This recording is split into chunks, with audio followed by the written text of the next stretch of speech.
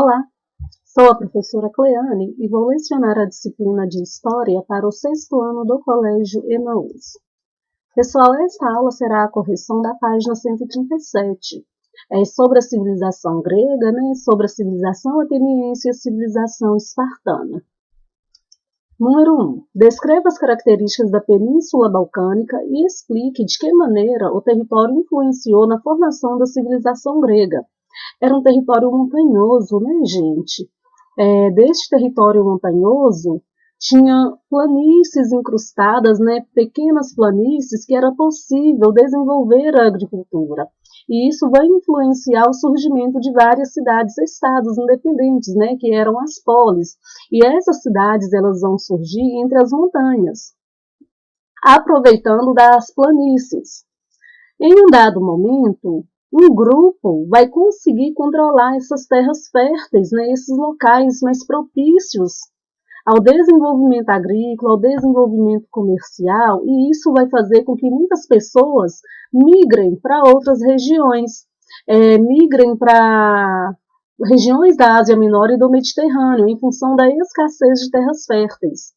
E isso vai fazer com que a civilização grega cresça, O litoral recortado favoreceu a navegação e o desenvolvimento do comércio marítimo. Número 2. Identifique características comuns entre a civilização cretense e as civilizações do Antigo Oriente. Civilização cretense, grega, antiga civilização grega, Antigo Oriente, os fenícios, os persas e os hebreus. Na civilização cretense, como nas orientais, a vida política e econômica era controlada pelo palácio, tinha um líder para controlar. A religião também legitimava o poder do rei, que era auxiliado por funcionários do Estado. Como no Antigo Oriente, a civilização cretense desenvolveu um sistema complexo de escrita. No Antigo Oriente, lembrem-se que os fenícios eles foram muito importantes, eles desenvolveram um alfabeto de 22 letras para fazer registro de suas atividades comerciais, de seus estoques. 3. Descreva o que você entendeu sobre a antiguidade clássica e explique por que o conceito não contempla todas as civilizações. Uma resposta pessoal é de acordo com o que nós lemos naquele box, falando o que é a antiguidade clássica. Mas a gente precisa entender que este conceito não contempla a diversidade das civilizações da antiguidade, porque esse conceito vai ter como referência apenas Grécia e Roma, que vão servir de exemplo. São duas civilizações consideradas modelo para o desenvolvimento da Europa Ocidental. Principalmente, esse desenvolvimento da Europa Ocidental a partir do século XIV, século XV, durante a Idade Moderna. Que vários artistas, vários personagens vão retomar esses conhecimentos clássicos. 4. Por que o governo espartano é identificado como um governo oligárquico? Governo oligárquico é aquele que uma minoria governa, Não é uma forma de governo democrático, não é uma forma de governo onde os eleitos estão ali pelo povo, Porque em Esparta o governo era controlado por uma minoria da população, a aristocracia guerreira espartana. Periecos e ilotas não tinham direitos políticos. Os periecos eram aquelas pessoas vindas de diversos lugares, de diversos locais, que não eram naturais de Esparta. E os ilotas eram os camponeses e os servos. Eles não tinham direito a participar da vida política. 5. Quais eram os objetivos dos legisladores atenienses? Criar leis, para resolver os conflitos. Atenas estava passando por diversos conflitos sociais neste período. Então, os legisladores tentaram criar leis, escrever estas leis para resolver esses conflitos sociais. E essas leis eram para viabilizar o entendimento entre as camadas sociais, para viabilizar esse entendimento sobre essas diferentes classes sociais, cada uma com um desejo, cada uma com interesses diferentes. 6. O que significava a palavra política na Grécia Antiga e que relação ela tem com as polis gregas?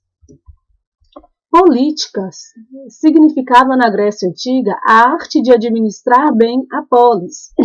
A polis, gente, quer dizer cidade, tá? A palavra hoje designa as relações de poder que se estabelecem entre as pessoas em todas as instâncias, família, escola e Estado. Na Grécia Antiga, as decisões relativas da polis eram tomadas em assembleias, com a participação direta dos cidadãos. Os cidadãos, durante as assembleias, eles definiam, eles participavam das decisões e eles eram ouvidos também. Com exceção de cidadãos que eram os escravos, né, que eram os metecos e as mulheres, que não tinham direito de participar na vida política neste período. 7. O filósofo brasileiro Renato Giannini, comentando o lançamento de seu livro Política para não ser idiota, escrito em parceria com o filósofo Mário Sérgio Cortella, em 2010, disse que o subtítulo de sua obra é uma provocação, já que, em grego, idiota é aquele que se concentra apenas na vida pessoal, que não sai para a vida pública. O conceito de idiota vem da palavra grega idiotes, que significa aquele que só vive a vida privada, que recusa a política. Escreva a frase do quadrinho abaixo que poderia ser apontada como expressão da idiotes para os gregos. O quadrinho é este aqui, né? Mundo Monstro. Tem um diálogo nestes quadrinhos. O que você acha da atual conjuntura política do país? Sou apolítico, sou ignorante. A volta do homem legenda. Então, que frase deste quadrinho poderia ser apontada com o significado de idiotes na Grécia Antiga? A frase sou apolítico, né? Ou seja, ele não se envolve com a política. Sou apolítico. A questão pode servir para discutir a importância da política e estimular a reflexão sobre o papel da política hoje. Hoje todos temos que ter um entendimento da política, né? Hoje a política é necessário todo o envolvimento da população, todo o envolvimento da sociedade. Porque as decisões tomadas politicamente envolvem todos nós, seja no âmbito familiar, seja no âmbito social, né? 8. Na Grécia Antiga, o que diferenciava uma polis aristocrática de uma polis democrática? Aristocrática, as decisões eram tomadas apenas pelos aristocratas, os poderosos, os mais ricos, né, gente? Aqueles que tinham economia mais forte, aqueles que tinham um comércio muito intenso, que tinham muitas propriedades. Eram os melhores, considerados, né, os melhores ou os bem-nascidos. Ao passo que nas polis democráticas, todos os homens livres, naturais da cidade, podiam participar das assembleias. Homens livres e naturais, ou seja, os metecos não podiam participar, os escravos não podiam participar, e as mulheres também não tinham direito de participar na vida política. 9. Explique a diferença entre democracia direta e democracia representativa.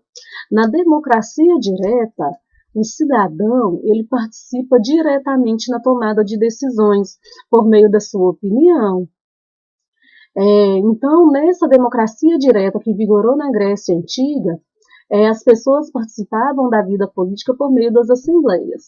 Já na democracia representativa, essas decisões elas são tomadas por representantes dos cidadãos, eleitos para este fim, que é o nosso caso. A gente elege um deputado, a gente elege um senador, um prefeito, o presidente. Eles são os nossos representantes, então eles vão tomar decisões, né? Nos representando. 10. Os espartanos ou espartíatas dedicavam-se integralmente à guerra, não praticando nenhuma atividade produtiva. De que maneira obtinham então os bens necessários à sua subsistência? Eles forçavam, né, gente, os ilotas a trabalharem. Lembrem que os ilotas eram os camponeses, eram os servos, e esses ilotas e esses camponeses, eles correspondiam a grande parcela da população. Os espartanos submetiam por meio da força a massa de ilotas, que era obrigada a trabalhar nas terras do Estado, produzindo os bens necessários à sua subsistência. Os espartanos, eles eram povos guerreiros, né? Eles se especializaram na arte da guerra. 11. Explique em poucas palavras o que foi a tirania que se estabeleceu em Atenas a partir do século 7 a.C. O tirano, ele chegava ao poder pela força e ele tinha apoio popular, né, das classes mais baixas, porque ele conquistava este apoio a partir da concessão de benefícios a essas camadas mais pobres. Então, a tirania era apoiada por grande parcela da população. Mas nós vimos, né, que o governo tirano também não resolveu os conflitos sociais em Atenas. 12. Atualmente, a punição para governantes que cometem delitos graves é o impeachment. Pesquise o significado da palavra, que delitos justificam essa punição e no que ela consiste. Depois, compare-a com a prática do ostracismo na Grécia Antiga. O impeachment, gente, é uma punição política, não criminal, porque a pessoa não vai presa, né, imposta ao executivo, a quem executa as leis, pelo legislativo, aos presidentes e vice-presidentes, aos governadores também. Depois de correr um processo de investigação, ele pode resultar da prática de crime comum, de crime de responsabilidade, abuso do poder ou violação de direitos assegurados na Constituição. Esse crime de responsabilidade envolve questões administrativas, envolve questões econômicas. O ostracismo, que era a prática comum não, né, adotada na Grécia Antiga, era uma prática de banimento, de desterro político. A pessoa, ela perdia os direitos políticos por pelo menos 10 anos. Ou seja, a pessoa ela era banida da política, ela não tinha direito a participar na vida política quando era aplicado o ostracismo a essa pessoa. Também porque essa pessoa cometia abusos por conta de responsabilidade fiscal, responsabilidade administrativa também. 13. Quais as semelhanças entre o papel da mulher em Atenas e em Espartas? Em Atenas e em Espartas, elas não eram consideradas cidadãs, porque elas não tinham direito de participar na vida política. Tanto em Atenas quanto em Espartas, a mulher ela era treinada, né? Ela era educada para ser esposa, para gerar filhos, para cuidar dos afazeres domésticos. E assumia ainda um importante papel na celebração de ritos religiosos e comunitários. 14. E quais as diferenças? Em Esparta, as mulheres elas recebiam treinamento físico também. Elas precisavam cuidar do corpo, né? Porque se fosse necessário ir para uma guerra, elas teriam o preparo físico. Já em Atenas, as mulheres não participavam de nada. Não tinha educação, não tinha treinamento. Tudo que elas aprendiam era em casa. Elas eram criadas para ser domésticas, para ser donas de casa, para ter filhos, né? 15. Quais as diferenças entre o papel da mulher na Grécia Antiga e em nossa sociedade atual em relação à participação política? Antigamente, a mulher ela não participava na política, ela não tinha esse direito. Atualmente, as mulheres elas participam da vida política, elas podem votar e se candidatar a cargos políticos. Aqui no Brasil, as mulheres elas foram adquirir esse direito ao voto, pessoal, apenas a partir de 1930, que foi a Constituição promulgada por Getúlio Vargas, tá? Foi uma Constituição aprovada por Getúlio Vargas. Letra B. Ao casamento e à família. Atualmente, as mulheres elas podem escolher se querem se casar ou não. elas podem escolher se querem ter filhos ou não. E muitas mulheres, elas não necessariamente têm que se dedicar só ao trabalho de casa. Atualmente, grande parte das mulheres trabalham fora, tem um emprego fora. 16. Observe a imagem abaixo e leia a legenda com atenção. Agora responda. Em sua opinião, existem semelhanças entre a situação das mulheres de hoje e as da Grécia Antiga? Em caso afirmativo, quais? Essa aqui é a imagem, né? Está falando o seguinte. Na sociedade ateniense, as mulheres dos cidadãos desempenhavam as atividades domésticas e se dedicavam aos ritos comunitários. Quando saíam para buscar água nas fontes ou colher frutos, por exemplo, podiam encontrar parentes, amigas e vizinhas com quem trocavam informações e opiniões, participando assim ao seu modo do desenvolvimento da cidade-estado. Ao lado tem uma representação de mulheres junto a uma fonte de água em vaso grego de cerâmica do século VI a.C. Então está falando o seguinte, existem semelhanças entre a situação das mulheres de hoje e as da Grécia Antiga? Em caso afirmativo, quais? É a opinião de vocês, tá bem, gente? Atualmente, nós sabemos que os serviços domésticos ainda são empurrados para cima das mulheres, né? Apesar de hoje as mulheres terem conquistado mais direitos, maior participação na vida política, maior participação na vida social, ainda tem muito que ser conquistado.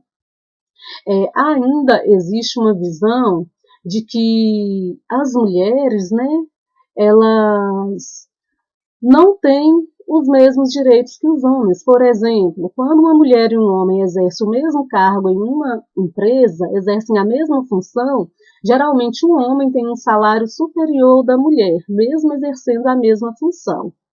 Então, na nossa sociedade atual, embora as mulheres já tenham conquistado diversos direitos, ainda há muito que se conquistar. Finalizamos a nossa correção. Para fechar o capítulo, pessoal, ainda tem a página 138 e 139 para vocês fazerem, tá? Façam com bastante atenção. Bons estudos para vocês, até a próxima aula e lembrem-se, juntos no caminho certo.